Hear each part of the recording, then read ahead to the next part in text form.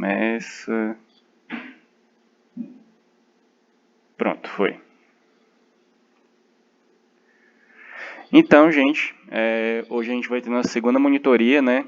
E aí eu tinha até perguntado no grupo se a professora tinha chegado a terminar essa parte de metabolismo bacteriano com vocês. Só que eu fiquei no eterno vácuo do infinito. E aí eu queria saber se ela chegou a terminar de fato essa parte ou se ela terminou só na terça ou se ela vai terminar hoje. Delícia, é sempre assim a aula. Você nunca sabe onde você tá. Mas assim, se ela tiver conseguido seguir o cronograma direitinho, ela teria terminado na quinta, eu acho.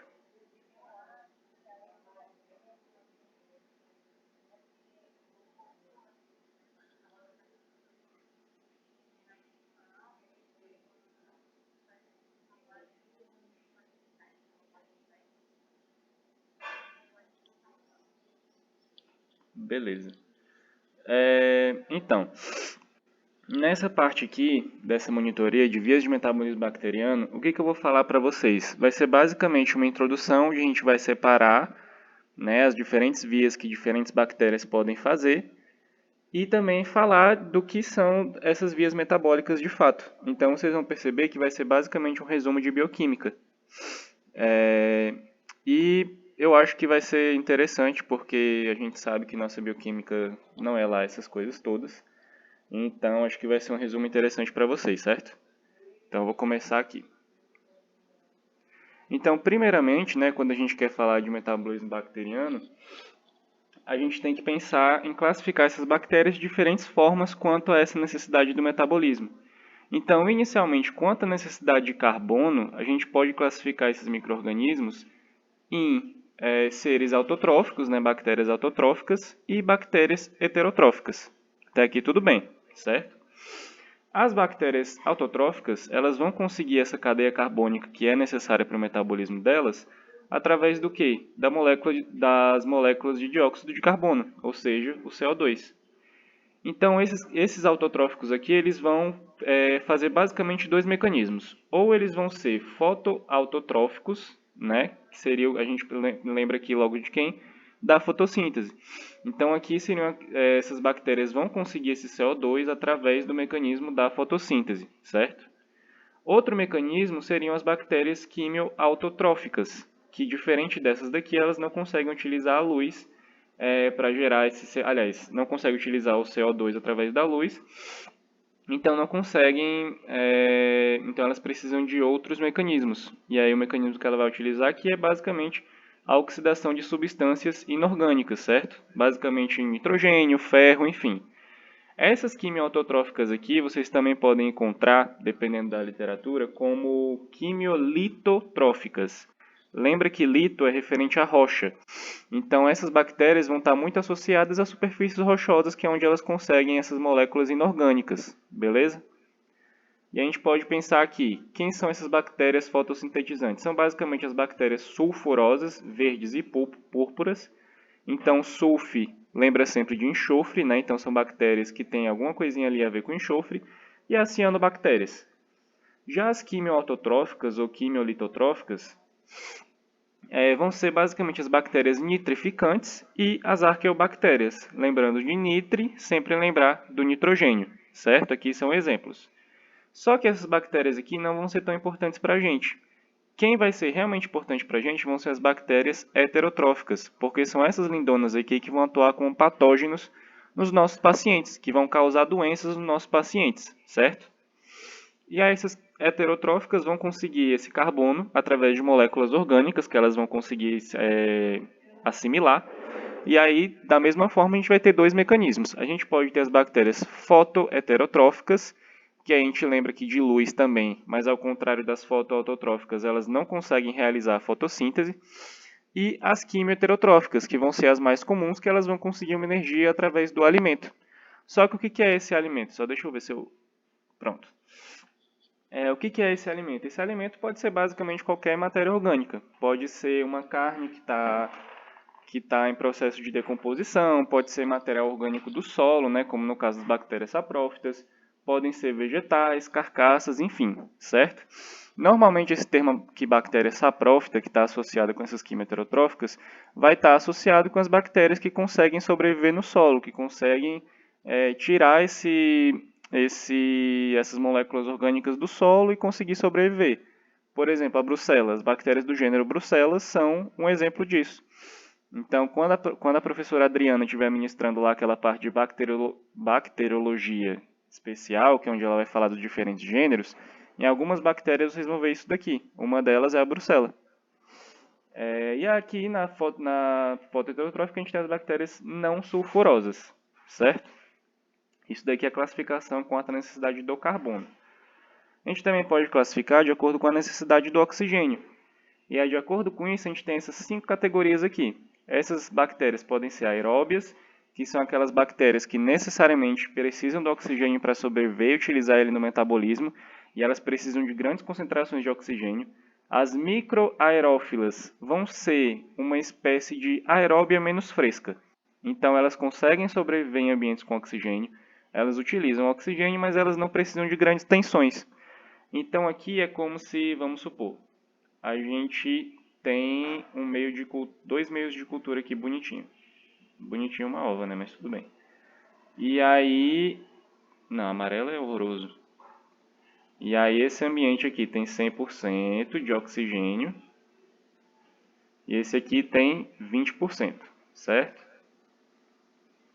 Então, se a gente falar que essa bactéria azul escura aqui é a aeróbia e essa bactéria roxa não, vinho, descobrindo daltonismo do nada, é a bactéria microaerófila, o que eu quero dizer com isso daqui?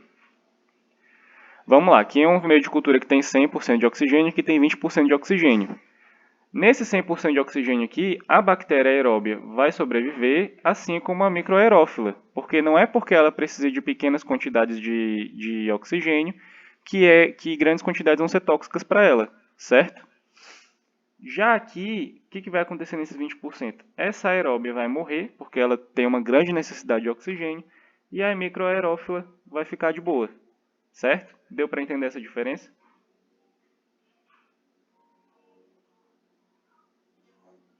Show.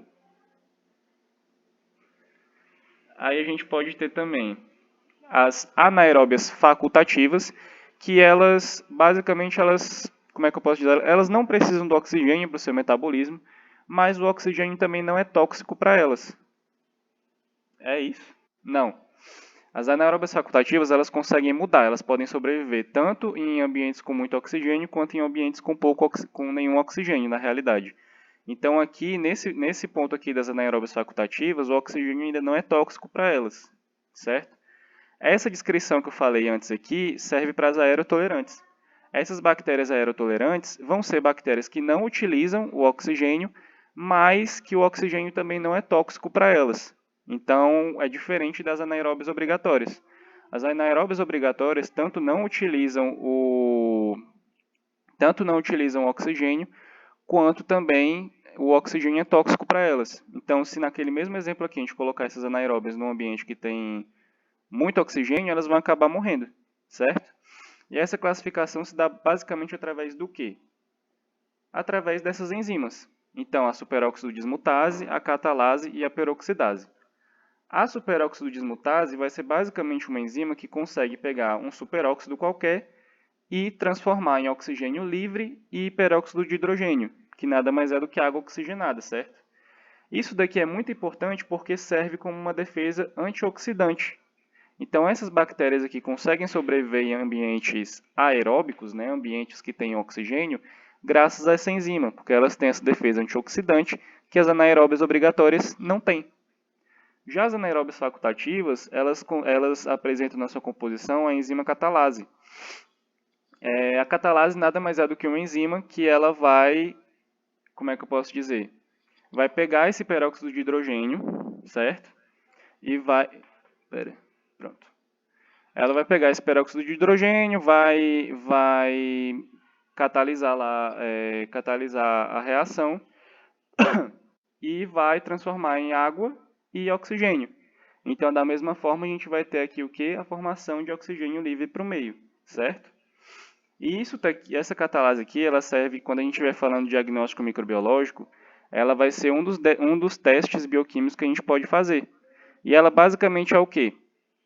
Você pegar 2 meios de cultura, não, você pegar 2 amostras, a gente vai fazer uma preparação com elas, que eu vou falar com vocês lá na frente, e aí a amostra vai ou não gerar bolha, porque como a gente viu nessa reação aqui, ela vai liberar quem? O oxigênio. Na hora que ela libera esse oxigênio, vai gerar bolha. Então, se a amostra lá apareceu bolha, ela é catalase positiva, certo? Se na amostra não aparecer bolha, ela é catalase negativa. Então, quer dizer que ela não tem essa enzima aqui. Já as anaeróbias obrigatórias, elas vão ter o que na sua composição? As enzimas peroxidases. As peroxidases, elas conseguem fazer o quê? Pegar o mesmo peróxido de hidrogênio, que é H2O2, associar com uma molécula reduzida, e aí elas vão transformar numa molécula oxidada e água. Qual é a diferença aqui? Ao contrário da catalase e da superóxido dismutase, elas não vão estar gerando oxigênio livre para o meio, certo? Deu para entender isso daqui, né?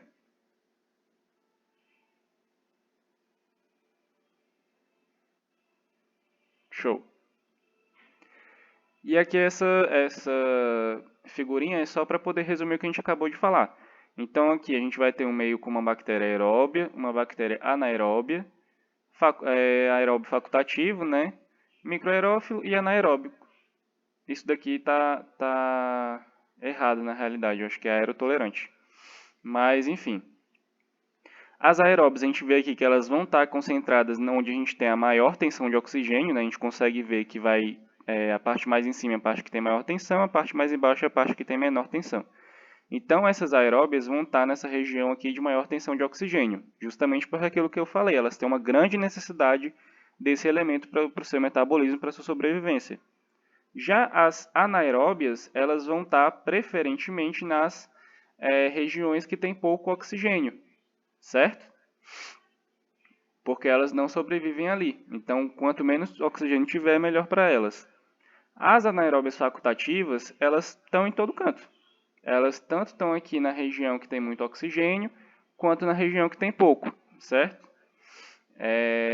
As microaerófilas, a gente vê que elas têm um pouquinho aqui nessa região de maior tensão, mas elas se concentram mais nessa região que já teria uma menor tensão de oxigênio.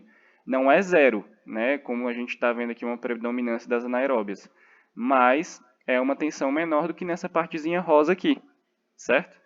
E as aerotolerantes estão em toda a região porque o oxigênio é indiferente para elas, beleza? Outra classificação que a gente pode fazer é quanto à necessidade do nitrogênio. Por quê? Espera aí, gente, só um minuto. Pronto. Porque essa necessidade, o nitrogênio vai ser importante para a formação de substrato que essa bactéria vai utilizar para fazer sua multiplicação por fissão binária, certo? Então, essa necessidade de nitrogênio ela pode ser suprida basicamente de duas formas. Através da redução assimilativa do nitrato ou da redução não assimilativa de nitrato. O que vai acontecer na redução assimilativa do nitrato? Esse nitrato vai estar lá bonitinho, a bactéria vai pegar ele e vai fazer a redução dele a nitrito, que é o que a gente lembra daquelas bactérias que estão associadas com as leguminosas, certo? Então, beleza, reduziu a nitrito, tudo. E aí esse nitrito vai ser novamente reduzido, só que a amônia. E aí essa amônia vai ser utilizada pela bactéria, porque essa bactéria vai ter a enzima glutamato sintetase, né? Sintetase lembra o quê? Síntese. E aí ela vai transformar essa amônia em glutamina ou ácido glutâmico, certo? E aí é essa glutamina aqui, ou ácido glutâmico, que vai ser utilizado pela bactéria como substrato. Então, por isso que aqui é uma redução assimilativa do nitrato. Ela reduziu esse nitrato a nitrito e a amônia e assimilou a molécula como glutamina.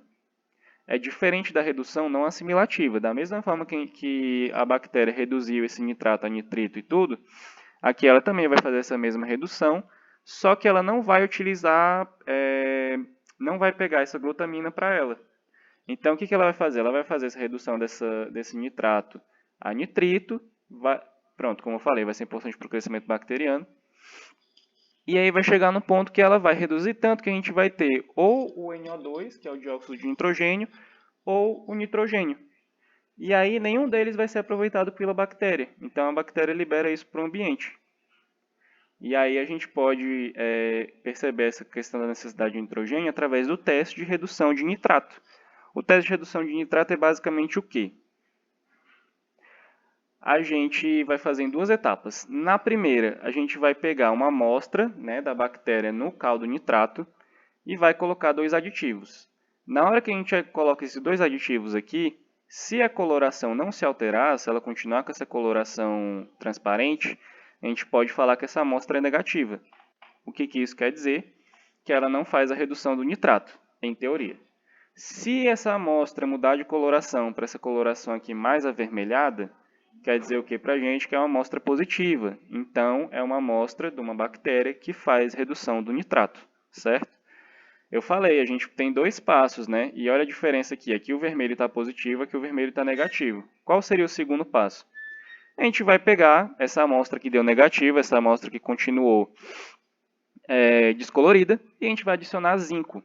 Na hora que a gente adicionar zinco, o zinco vai interagir lá de alguma forma, e a gente vai ter uma mudança na coloração também. Se a bactéria, se a amostra continuar transparente, quer dizer o quê? Que ela é positiva. Porque o que pode ter acontecido aqui? Ela fez essa redução do nitrato, mas foi reduzindo a nitrito, tudo, e acabou reduzindo a nitrogênio livre. E aí, como ela libera o gás, ele não vai estar aqui para interagir e se colorir, certo? Aqui é diferente. Se ela realmente interagir aqui e não tiver a mudança de coloração, essa amostra é positiva. Se aqui o zinco interagir e mudar a coloração, é porque ela é negativa, então ela não fez a redução, certo? Deu para entender isso daqui?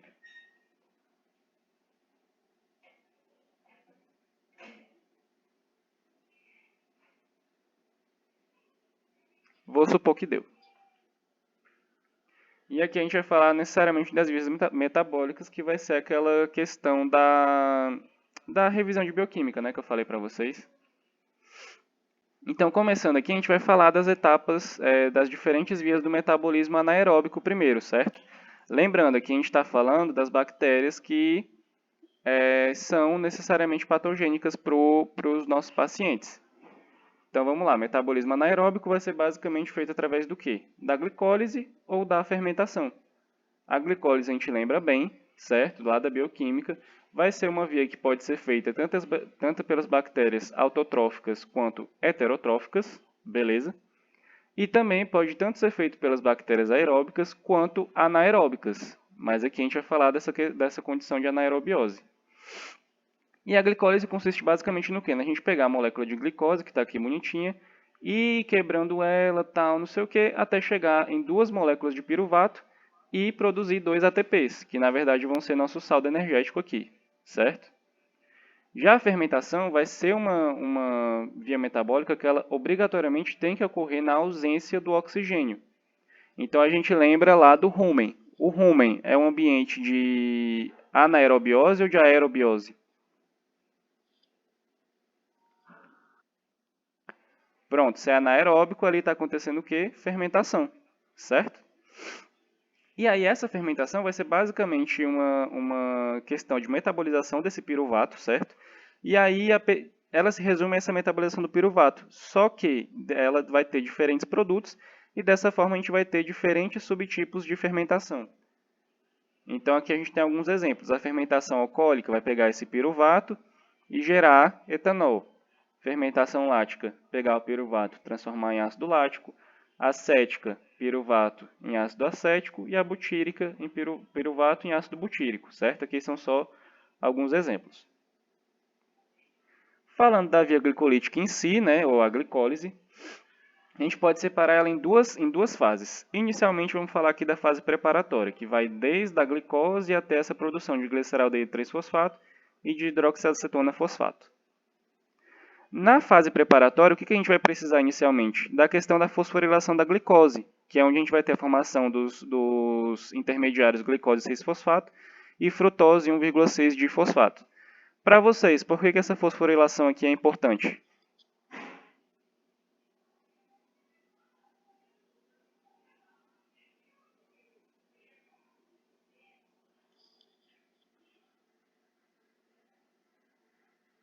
Gente, se vocês não souberem, vocês podem falar só não sei. Só para não ficar no vácuo.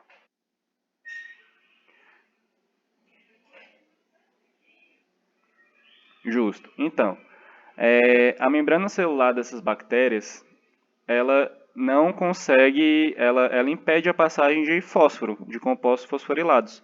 Então, se a gente está fosforilando esses compostos aqui, quer dizer o quê? Que a gente não quer perder esses intermediários. Porque não adianta nada começar aqui a glicólise e tal, aí tal hora, vamos supor, a frutose e falar, vou sair aqui da célula. Aí a bactéria fica tipo, ué, como é que eu vou fazer a glicólise agora? Então ela vai colocar esse fosfato nas moléculas justamente para impedir que ele saia da célula. Então é uma forma da célula não perder os intermediários, certo? E aqui nessa etapa, como eu falei, é uma fase de preparação. Então a gente vai estar perdendo 2 ATPs, porque o ATP é o quê? É uma molécula fosforilada. Então, se a gente quer fosforilar, esse fósforo aqui vai vir justamente desses ATPs. Então a gente perde 2 ATPs nessa fase, que é como se fosse uma fase de investimento, certo? E aí a fase preparatória vai consistir basicamente no quê? Em quebrar uma hexose, que é a glicose, em duas trioses, que vão ser, como eu falei, o gliceraldeído 3-fosfato e a dihidroxiacetona fosfato, certo? Isso daqui deu para entender?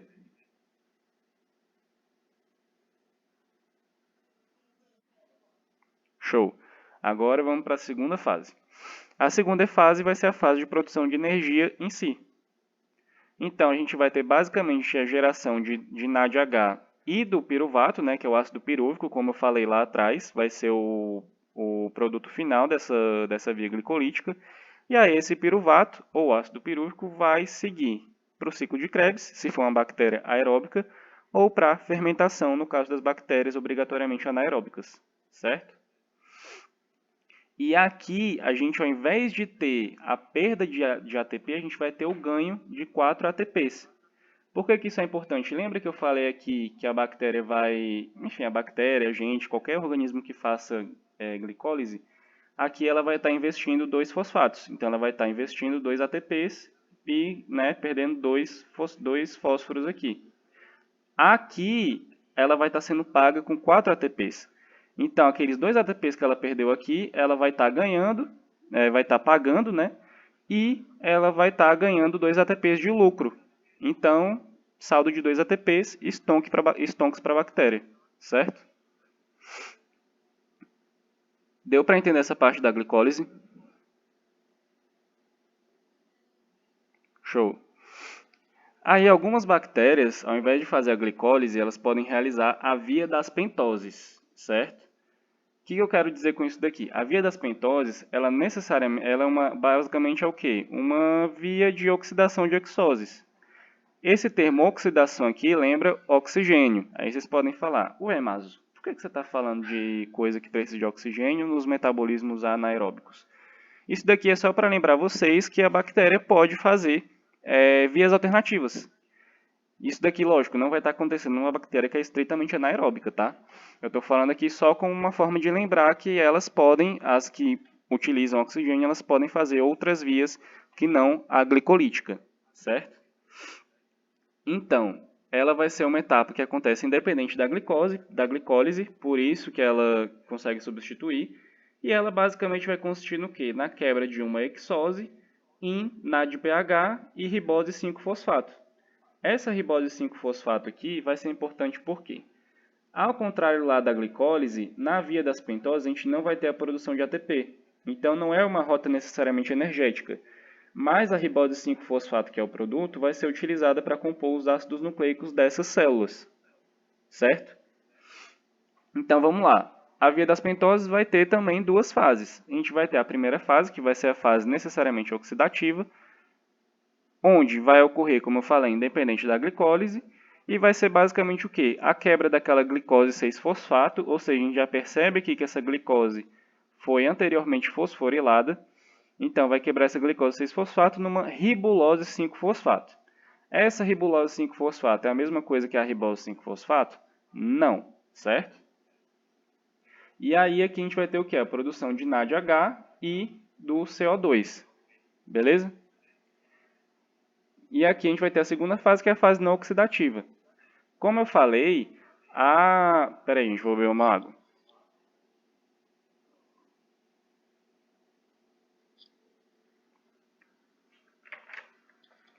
A ribulose, ela não é a mesma coisa que ribose.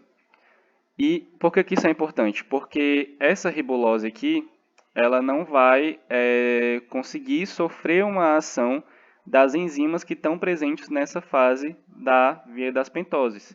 Então ela vai ter que sofrer o quê? Uma isomerização ou epimerização. E aí com isso essa ribulose 5-fosfato vai se transformar em ribose 5-fosfato ou xilulose 3-fosfato. E aí sim, essas duas organelas, organela é ótimo. Essas duas moléculas aqui conseguem sofrer as ações das enzimas que estão na via das pentoses, beleza? E aí vai ser basicamente uma ação de rearranjo dos açúcares. E aí vai estar acontecendo através do quê? Das enzimas transcetolases e das transaldolases. Então, essa enzima transcetolase ela vai estar sendo responsável pelo quê? Pela produção do cedoepitocelulose 7-fosfato, pelo gliceraldeído 3-fosfato e só, né? Basicamente são esses produtos aqui. Já a transaldolase, ela vai estar atuando bem aqui e ela vai estar produzindo quem? A frutose 6-fosfato e a eritrose 4-fosfato, certo? Então, como a gente viu aqui, a gente não tem a produção de ATP. Outra via que a bactéria pode fazer é a via de Entner-Dudorov. A Entner-Dudorov já vai ser uma outra forma de metabolismo da glicose, certo? Também pode substituir a glicólise, tá? Só que, diferente da glicólise, ela vai ser necessariamente exclusiva dos micro-organismos. Ou seja, nós que somos organismos eucariotos, fazemos essa via de Entner-Dudorov? Não. Só quem faz são as bactérias. Essa Entner-Dudorov ela vai basicamente constar no quê? Na clivagem da 2-cetodesoxi-6-fosfogliconato. E aí essa clivagem dessa molécula feiosa aqui vai transformar o quê? Em piruvato e gliceraldeído 3-fosfato. E ela vai ser muito importante quando essas bactérias estiverem dentro do ambiente que tem gliconato, certo? Esse quadro, só deixa eu ver se tem mais algum, não, tá. Esse quadro aqui é só para, como é que eu posso dizer, resumir essa questão de quem faz a Entner-Dudorov e quem não faz. Então, por exemplo, deixa eu ver aqui, Pseudomonas aeruginosa não faz a glicólise, esse EMP aqui é uma outra sigla que vocês podem encontrar para glicólise, certo? Então, a Pseudomonas aeruginosa não faz glicólise, mas faz a Entner-Dudorov. Olha só. A Escherichia coli, ela faz a glicólise e não faz a Entner-Dudorov. Ela só faz quando ela estiver nesse ambiente com gliconato que a gente falou. Deixa eu ver outra bactéria que pode ser importante. Bacilos, por exemplo, o gênero Bacillus, faz glicólise, mas não faz a Entner-Dudorov, certo? E aí outro mecanismo de metabolismo anaeróbico seria a fermentação, que como a gente falou, obrigatoriamente vai acontecer na ausência do oxigênio. A fermentação, como eu falei lá atrás, basicamente é uma via de metabolização do piruvato, onde a gente vai ter diferentes caminhos, diferentes vias, tá, dessa metabolização do piruvato, por isso que a gente vai ter diferentes produtos. E uma coisa muito importante que é bom vocês lembrarem é que essas vias elas vão ser realizadas de forma sincrônica. O que eu quero dizer com isso? Não é porque a bactéria, por exemplo, está fazendo uma fermentação alcoólica e produzindo etanol que ela só vai fazer isso da vida dela. Ela pode muito bem estar fazendo uma fermentação alcoólica aqui e ao mesmo tempo estar fazendo uma fermentação lática, ou então uma fermentação alcoólica, uma fermentação acética, ou lática e butírica, enfim. Ela não necessariamente vai estar fazendo só uma via de fermentação, ela pode estar fazendo várias, ou até todas, né? E todas elas vão estar acontecendo de forma sincrônica nessa bactéria. O que a gente tem em comum em todas essas formas de fermentação aqui? Que além desse etanol, ácido lático, ácido acético, ácido butírico, a gente vai ter também o que? A liberação de CO2, do dióxido de carbono. Qual é a exceção aqui? Na fermentação ácido homolática. Na fermentação ácido homolática a gente não vai ter essa produção de CO2, a gente vai ter só a produção do ácido lático, certo?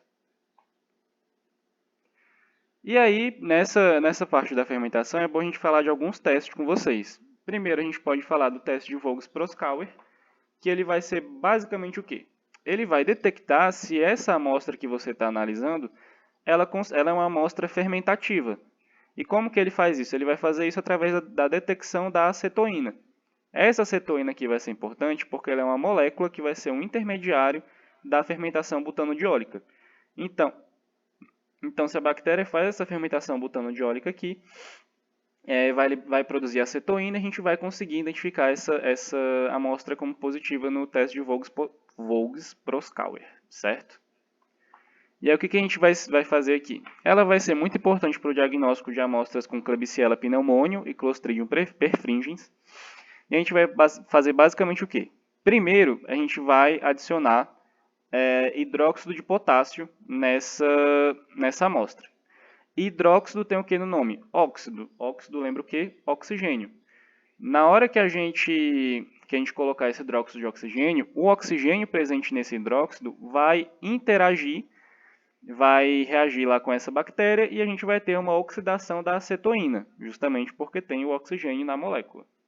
E aí essa oxidação da acetoína vai gerar a diacetila, certo? E aí nisso a gente vai adicionar o alfa-naftol, que vai ser um outro aditivo. Esse alfa-naftol ele vai interagir com a diacetila, vai mudar a coloração do meio. Então, por exemplo, aqui nesse meio a gente teve a coloração não foi alterada, ela continua amarelada aqui, então a amostra que foi negativa no teste de Voges-Proskauer. Então, esse alfa-naftol não conseguiu achar a diacetila, que foi produzida pela acetoína, então é uma amostra negativa porque ela não faz fermentação. Já nessa amostra aqui, ela mudou de cor, ficou rosa. Então é uma amostra que pode ser considerada positiva. Deu para entender isso daqui ou deixei muito confuso?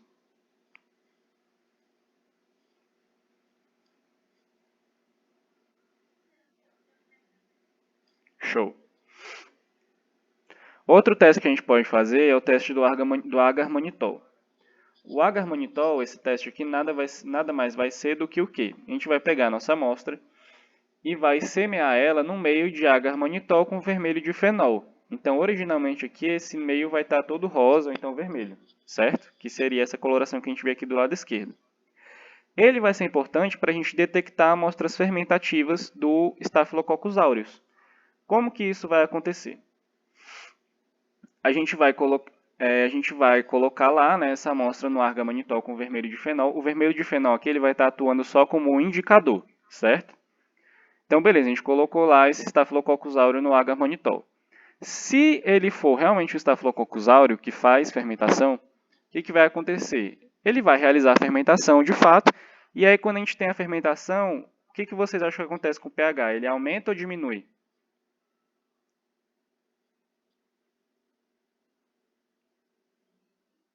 Diminui, porque a gente vai ter basicamente o que é a formação de ácido. A gente só lembrar do ácido lático, certo?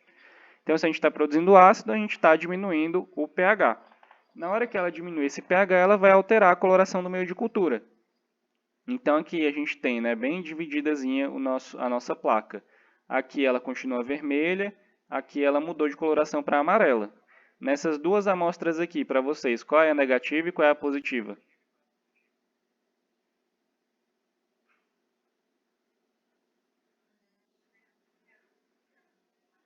Exatamente. A positiva é a amarela, como você falou, porque esse Staphylococcus aureus fez a fermentação, diminuiu o pH do meio, alterou a coloração. Então aqui a gente sabe que tem o Staphylococcus aureus. Se a coloração não foi alterada, é porque não teve fermentação, então a gente vai fazer outros testes para detectar Staphylococcus, porque são outras espécies, certo? Que não sejam o Staphylococcus aureus. Aí falando das vias aeróbicas em si, até aqui vocês têm alguma dúvida?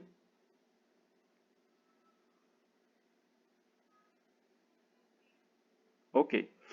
Então, o metabolismo aeróbico ele pode ser feito através basicamente do quê? Do ciclo de Krebs e da fosforilação oxidativa. Lembrando que a gente vai ter previamente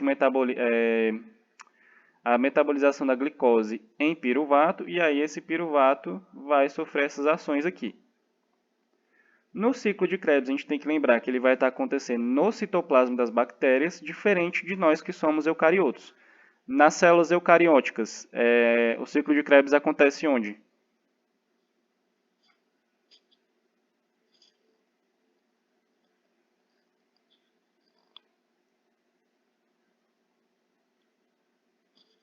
na mitocôndria.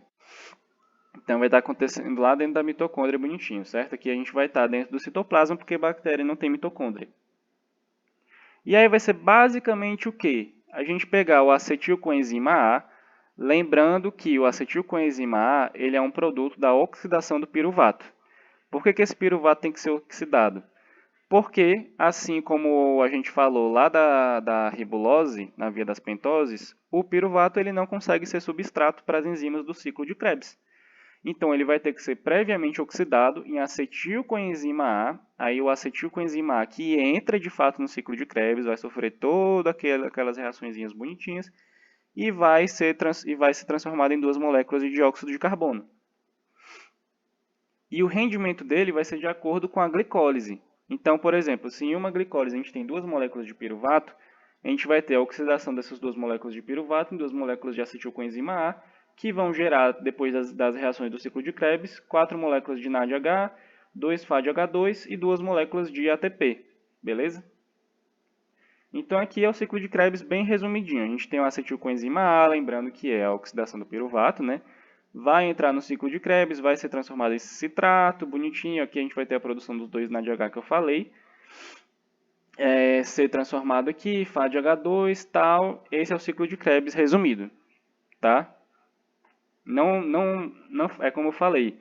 Aqui eu estou querendo fazer mais um resumo para não entrar naquela coisa feia da bioquímica que a gente tem que decorar lá na Bioquímica 2, certo?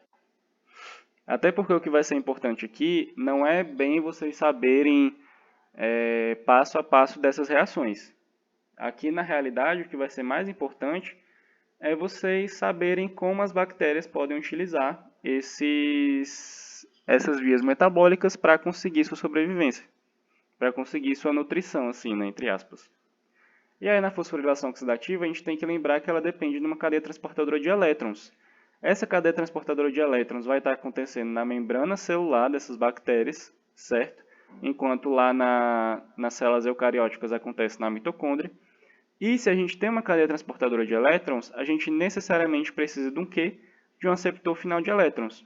Quem é o maior aceptor final de elétrons que a gente conhece? O oxigênio. Então é por isso que essa reação aqui vai depender, vai acontecer em condições de aerobiose. O que vai acontecer na fosforilação oxidativa? Basicamente, a gente vai ter uma liberação dos prótons, tá, nessa bactéria. E aí, quando a gente tem essa liberação de prótons, que são produtos da desidrogenação dos substratos que essas bactérias estão utilizando para o metabolismo, a gente vai gerar uma espécie de gradiente de concentração, tá? Quando a gente forma esse gradiente de concentração, a gente tem que lembrar que lá nessa membrana celular da bactéria, a gente vai ter a ATP sintase. Sintase lembra síntese. Então, ela vai ser uma enzima responsável por formar ATP. A gente também vai ter ADP e fosfato. Isso na membrana celular. Então, beleza, a gente vai ter aquela diferença de concentração pela liberação dos prótons. Então, vai ter um influxo grande de prótons nessa célula.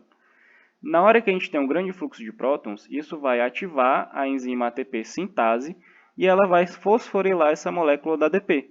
Na hora que ela fosforila essa molécula do ADP com essa molécula do fósforo que estava livre, a gente vai ter a produção do ATP, certo? Então aqui a gente teve a produção através da fosforilação oxidativa. É um processo muito mais complexo do que eu estou falando aqui? Mas como eu falei, não adianta eu entrar em coisa muito específica com vocês, porque, enfim, só vai surtar vocês e não vai adiantar de nada. E além disso, as bactérias também podem fazer o metabolismo através de lipídios e de proteínas. No caso dos lipídios, elas vão realizar aquela mesma hidrólise dos triglicerídeos que a gente conhece, né, que a gente também viu na bioquímica. Então elas vão pegar lá aquelas moléculas de teacilglicerol e transformar em glicerol e ácidos graxos. Certo? É basicamente isso que vai acontecer nessa primeira parte aqui. Depois disso, a gente vai ter uma beta-oxidação, né? E aí essa beta-oxidação, ela vai destinar esses produtos à glicólise ou ao ciclo de Krebs. E aí nessa questão aqui do ciclo de Krebs, ela vai entrar como acetilcoenzima A, certo? Já o metabolismo proteico, a gente vai ter o que? A hidrólise dos aminoácidos. Então a gente vai ter a quebra dessas grandes proteínas, né, em pequenos aminoácidos. Então a gente vai ter a ação das enzimas proteolíticas, que vão ser quem? As peptidases. Por que as peptidases são importantes aqui? As proteínas são compostas pelo quê?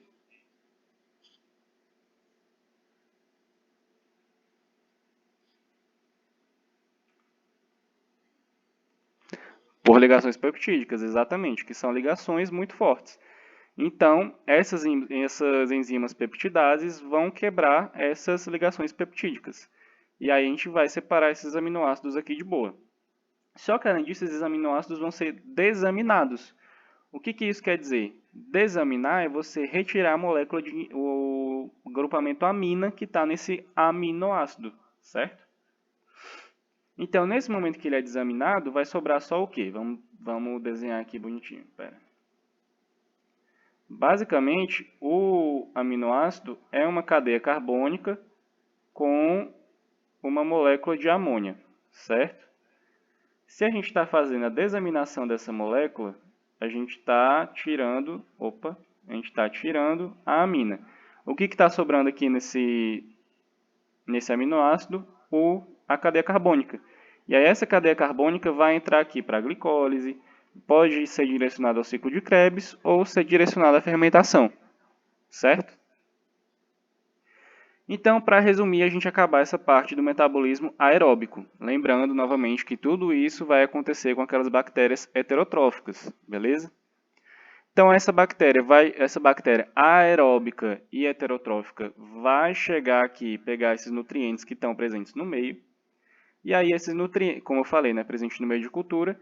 E aí, esses nutrientes podem ser o quê? Lipídios, carboidratos ou proteínas. Se for um carboidrato, ela vai fazer a glicólise de boa, vai gerar aquele piruvato, o piruvato vai ser oxidado a acetilcoenzima A e a acetilcoenzima A vai entrar no ciclo de Krebs, certo? Isso daqui a gente já tira de letra. Se for um lipídio, esse lipídio vai sofrer aquela hidrólise, sofrer a beta-oxidação e vai entrar aqui como acetilcoenzima A e entrar no ciclo de Krebs. Se for uma proteína, a gente vai ter aquela hidrólise dos aminoácidos, e aí esses aminoácidos podem ser transformados em piruvato e continuar o ciclo, podem ser transformados em acetilcoenzima A e entrar no ciclo de Krebs, ou podem entrar diretamente no ciclo de Krebs. De qualquer forma, depois do ciclo de Krebs, a gente vai ter a ação da cadeia transportadora de elétrons e a produção de ATP, certo? Então, era basicamente isso, gente. A monitoria de hoje deu 42h30, de acordo com a gravação aqui. E é isso. Vocês têm alguma dúvida?